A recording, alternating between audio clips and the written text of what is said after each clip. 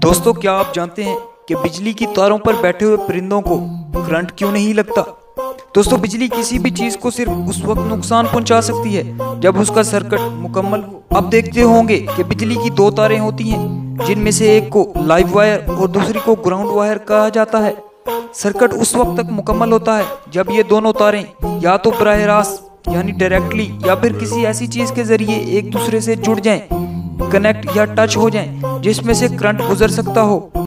ऐसी चीजें दोस्तों बिजली का कंडक्टर कहलाती हैं, जिनमें से करंट गुजर जाए, जैसे कि लोहा, पानी वगैरह। लेकिन आप देखते होंगे कि परिंदे जब भी तारों पे बैठे होते हैं तो वो दोनों तारों पे नहीं बल्कि उनमें से किसी एक तार पे बैठे होते हैं। बस सर्किट मुकम्मल ना होने के बायस उन्हें कोई भी नुकसान नहीं पहुंच पाता।